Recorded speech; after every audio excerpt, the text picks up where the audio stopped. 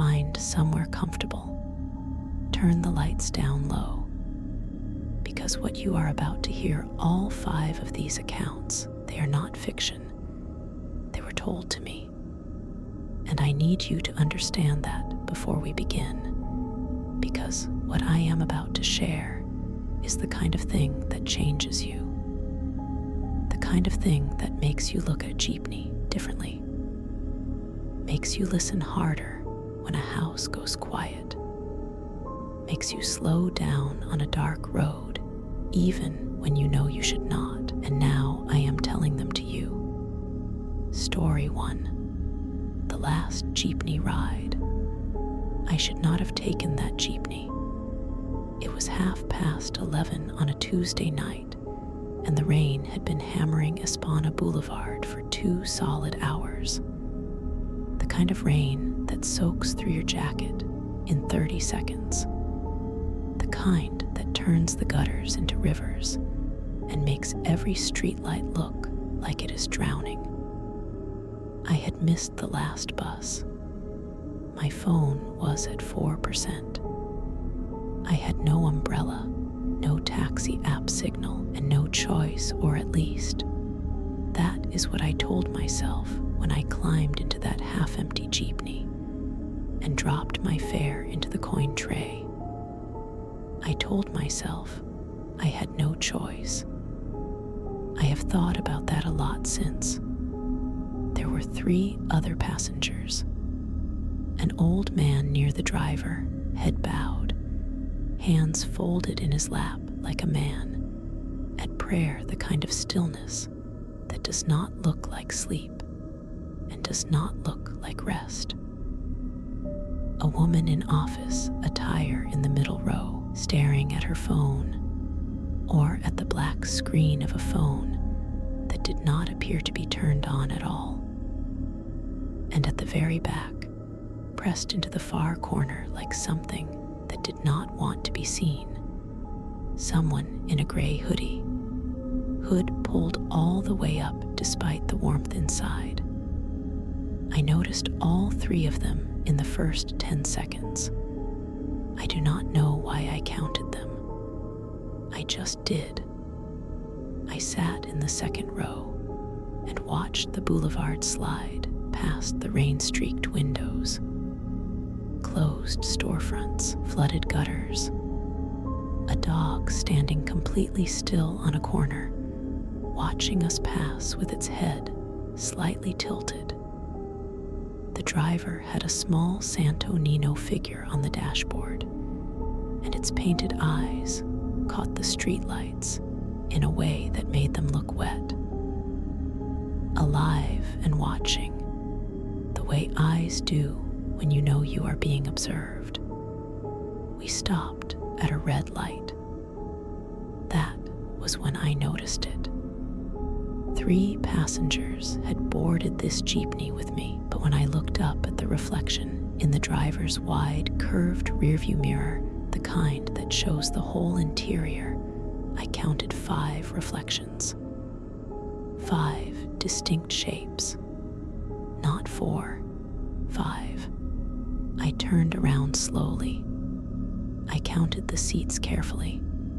The old man, the woman with the dark phone screen, the person in the hoodie, 3 passengers, including me, 4. I looked at the mirror again. 5. The 5th shape was in the back row, where the hooded figure sat, except there were now 2 shapes where there should have been 1.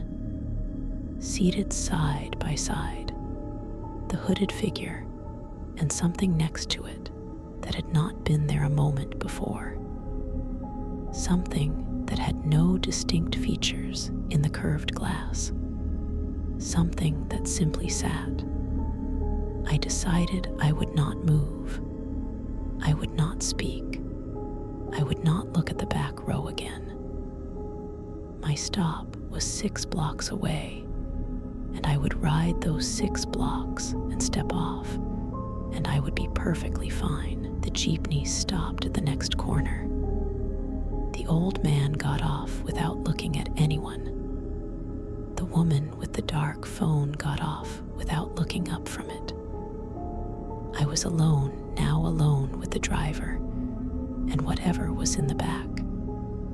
I looked at the mirror. 2 reflections in the passenger area.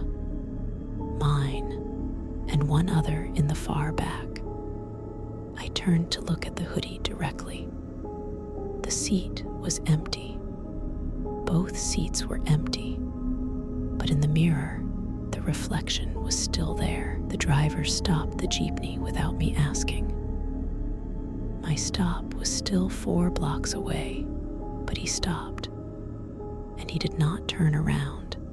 And he said very quietly, in a voice so controlled it told me he had done this before, more than once, more times than he could probably count, he said, "Get off now. Do not look back. Do not run.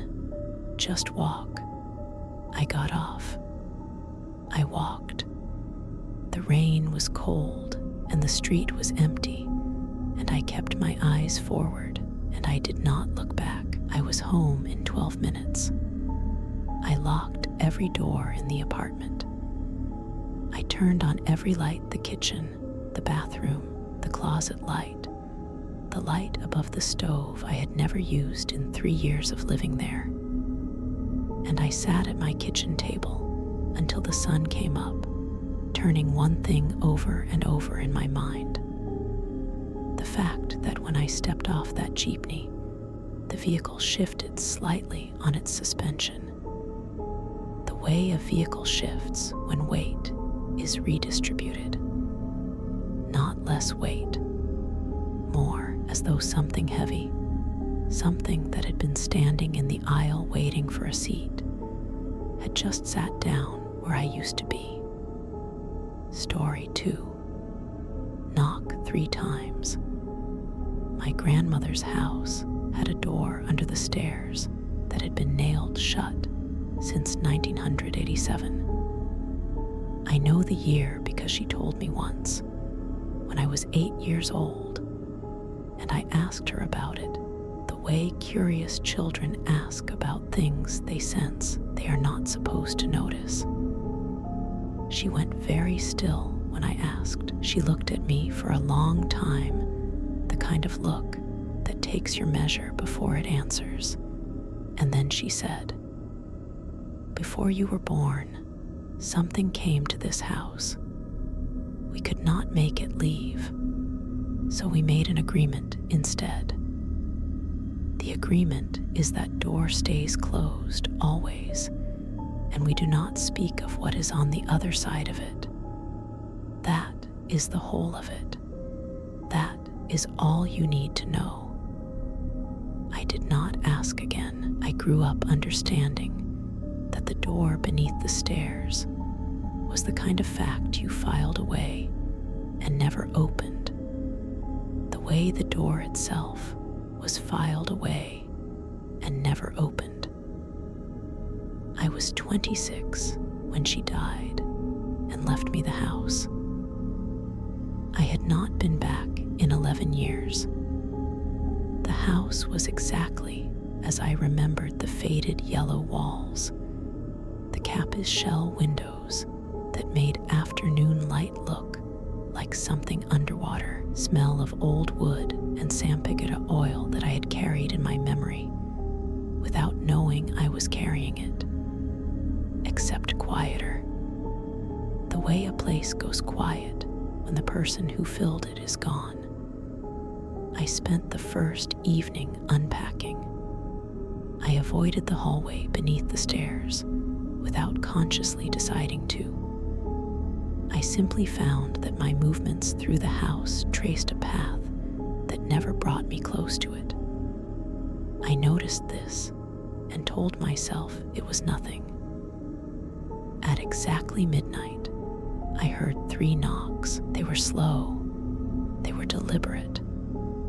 They were spaced exactly 5 seconds apart, I counted, because counting was the only thing my brain could do in that moment.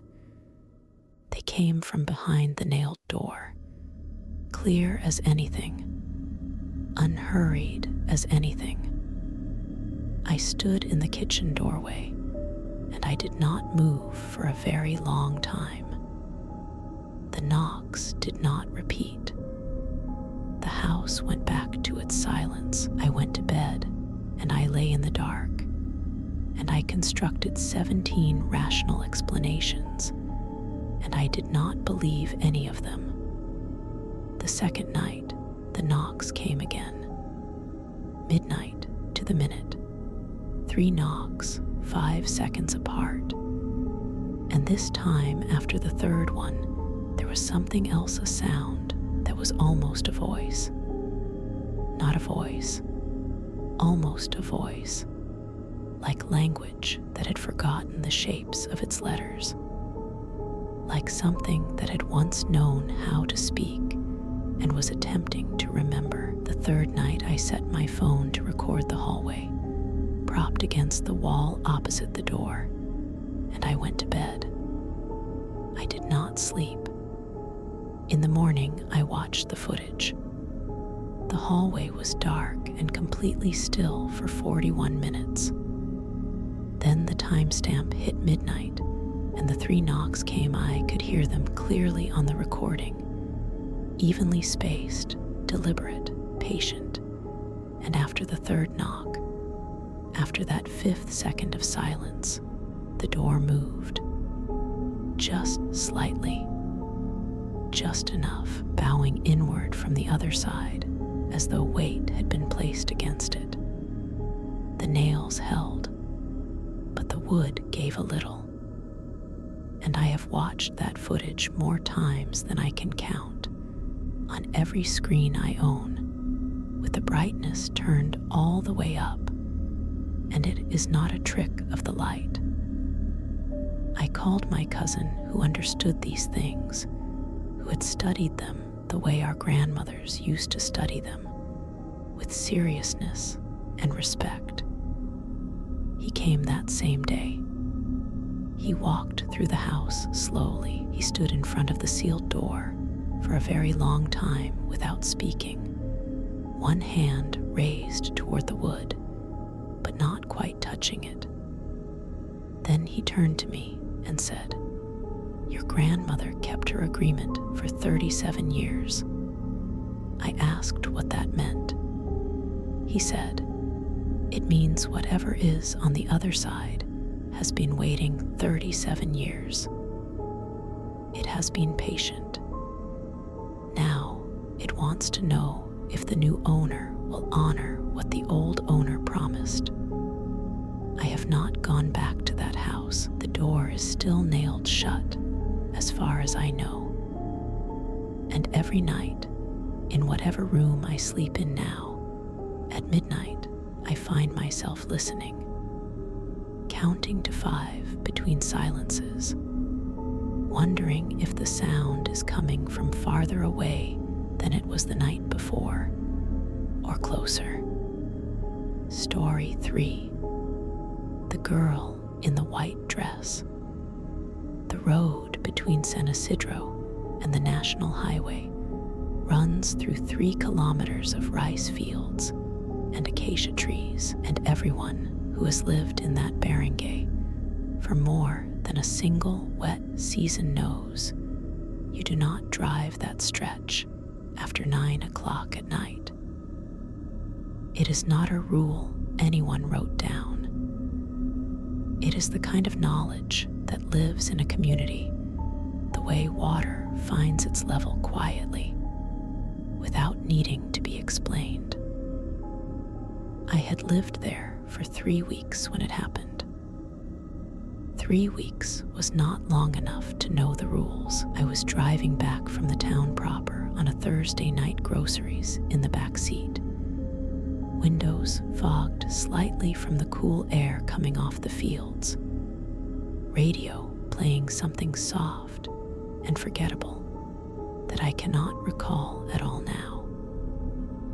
My headlights swept the road ahead and the empty shoulders, and I was thinking about nothing in particular, which is what you are doing in the last minutes before everything changes.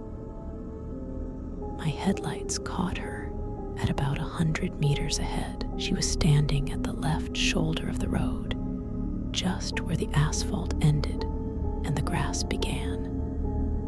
White dress, long dark hair falling straight down her back. Very still, not the stillness of someone waiting for something, but the stillness of something that has been in one position for longer than a person normally stays still. Facing away from me, I slowed down. She did not move. I pulled up alongside her and rolled down the passenger window, and I said, in the voice you use when you want to sound calm and unthreatening, "Are you all right? Do you need a ride?" She turned her head toward me. I cannot tell you what her face looked like. I have tried many times to reconstruct it, to reach into wherever memory stores the things we most need to process and pull up the image. There is nothing there. A blankness where her face should be. Not darkness, not horror, not the kind of disfigurement that shocks, just the absence of information. As though my mind decided in real time, in the fraction of a second I looked at her, that it was better not to retain it. She said one word, very quietly. She said, almost, "I drove." I cannot explain the decision because I did not make it consciously. My foot was simply on the accelerator, and the car was moving and the road was ahead of me. And when I checked the mirror, the shoulder behind me was empty. She was not there. Nothing was there, just the road and the dark fields and the acacia branches overhead. My neighbor, a retired schoolteacher who had lived in that barangay for 40 years, was sitting on her porch as I pulled in. She watched me get out of the car, and she said, without any preamble, "You saw her." I asked who she was. My neighbor looked at the road for a long moment before she answered, choosing her words with the care of someone who has given this answer before and knows it carries weight. She said, "She has been standing at that spot since 1994. She was on her way to her own wedding. She was almost there when the accident happened. She is always almost there." I asked what happened when you stopped and offered her a ride. My neighbor looked at me very strangely. She said, "You stopped?" I said, "Yes." She said, "No one who stops comes home the same night." I looked at my watch. It was 4:30 in the morning. I had left the town proper at 9:15 p.m. I have no memory of the hours between. None. Not a fragment. Not even the feeling of time having passed. Just the road, just her face that I cannot recall. Just the word almost, and then my driveway and the porch light, and my neighbor watching me with an expression I have spent a lot of time since trying to interpret.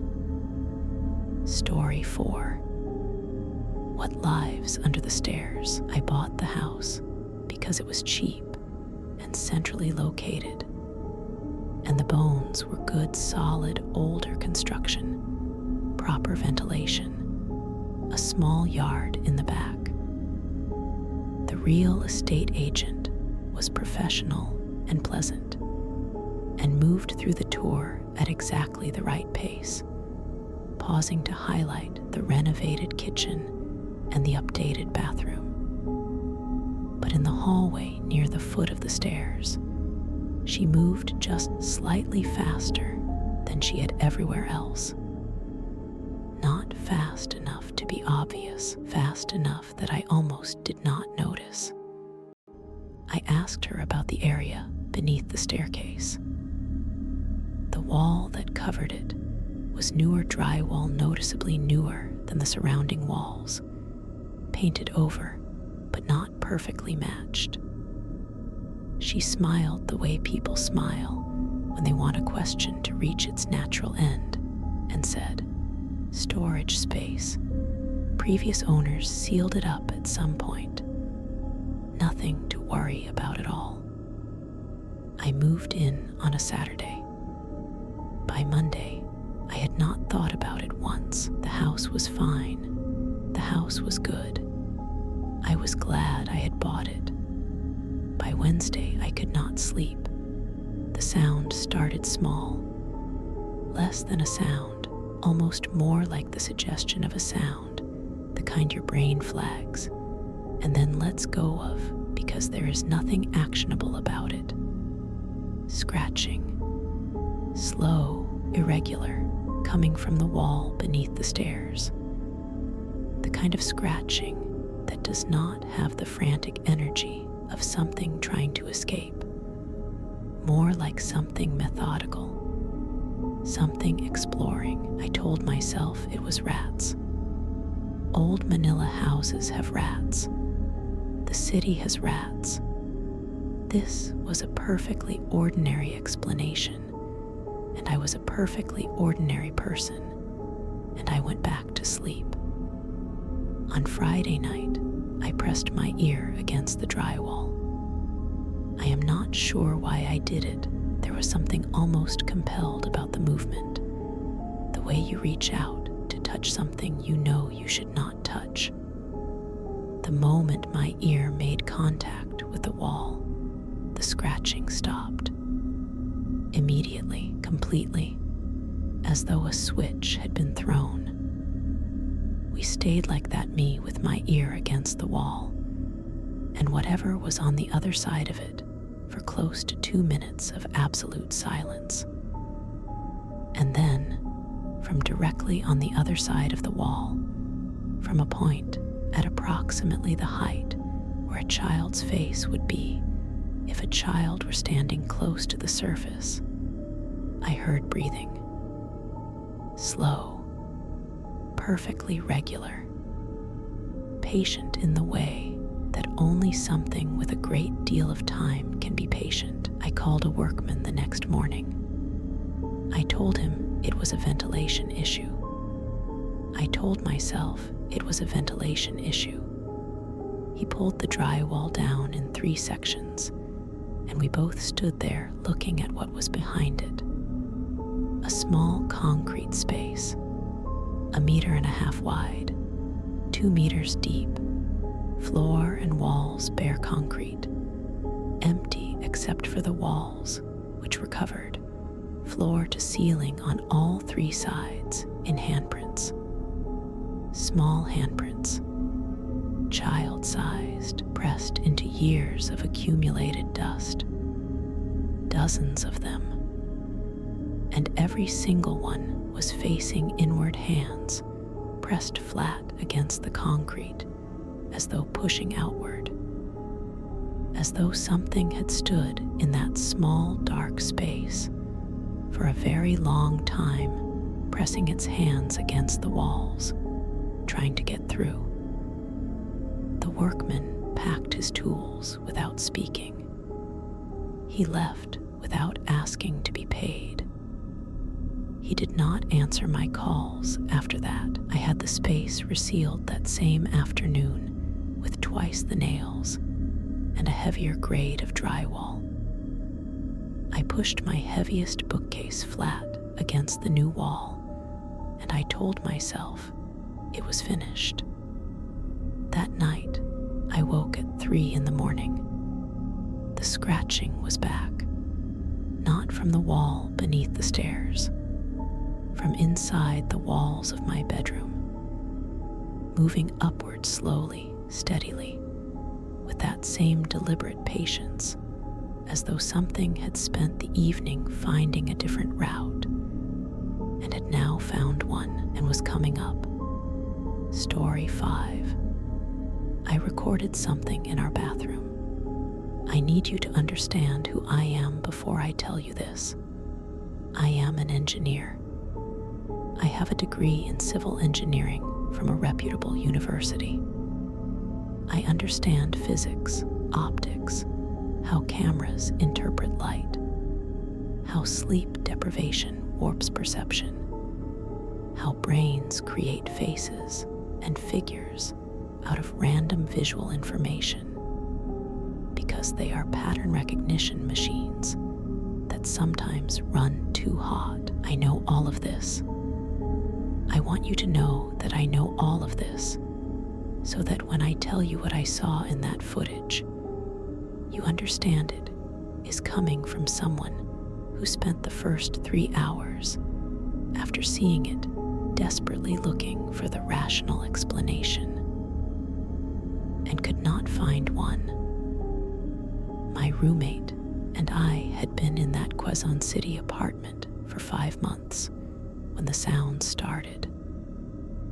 Water running in the bathroom when neither of us was in there, the medicine cabinet opening and closing in the middle of the night. Small things, the kind of things you explain away the first time and the second time, and by the third time you have added them to the background noise of the apartment, and you live alongside them the way you live alongside a noisy neighbor or a leaky faucet.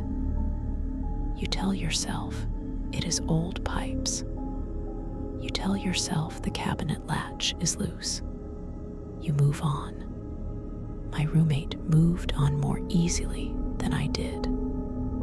Fine, I decided I would gather evidence, and then I would have the evidence analyzed, and there would be a mundane cause, and that would be the end of it. I left my phone recording on the bathroom counter, one night face up, lens pointed at the ceiling, 1 hour continuous loop.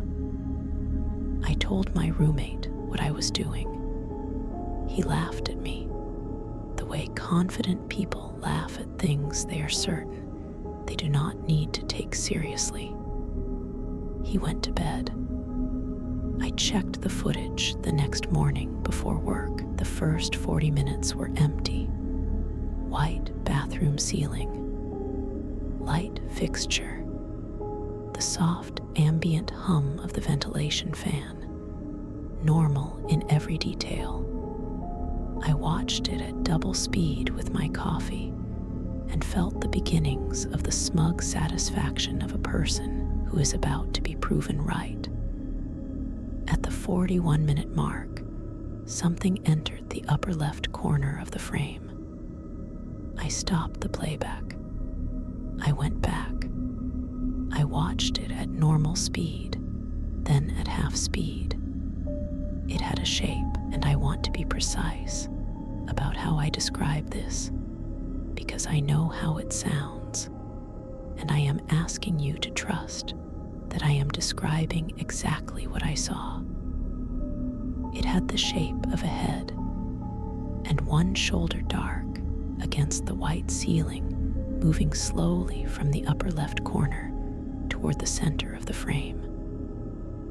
The movement was the movement of someone leaning over an object to examine it. Slow, curious, the way you lean over something small on a table when you want to get a better look. It was in frame for 11 seconds.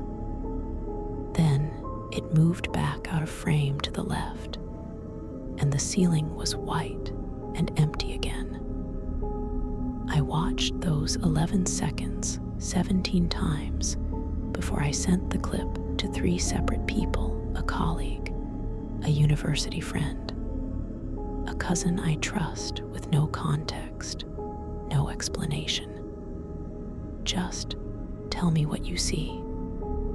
All 3 replied within the hour. None of them had spoken to each other. All 3 described the same thing using slightly different words that added up to the same image: a person leaning over, looking down at the phone. My roommate watched it once. He put the phone face down on the table and did not pick it up up again. He did not laugh. We moved out 2 weeks later. The landlord came to do the walkthrough and accept the keys. She was not surprised that we were leaving early. She did not ask for the remaining rent. She did not ask for any explanation. She just nodded slowly, the nod of someone receiving information they already had. And she said, "How long after you moved in before you started hearing the water?" I said about 3 months. She nodded again. She gave us our full deposit back in cash that same afternoon. And she waited outside while we finished collecting our things. She did not come into the apartment. She stood on the pavement outside and waited, and she did not look up at the bathroom window, not once, the entire time we were in there.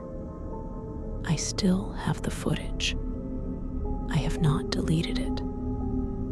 I keep telling myself that the explanation is there in those 11 seconds if I just look carefully enough, from the right angle, with the right understanding of light and optics and the way cameras see. I keep watching it, and every time I get to the end of those 11 seconds, to the moment just before the shape moves back out of frame, I notice the same thing I noticed the first time and have been trying to unnotice ever since. At the very end, the shape pauses for less than a second. It stops moving, and it angles slightly downward toward the lens, as though it has only just realized the phone is recording, as though it has only just understood that it is being watched, and is deciding what to do about that. That is all 5 stories, 5 accounts from 5 real places, on 5 real nights, 5 moments, when the world stopped making the kind of sense we depend on it to make just to get through the day. I hope you sleep well tonight. If you hear something you cannot explain right away, something in the walls or behind a door, or just outside your window, do me one favor. Do not look.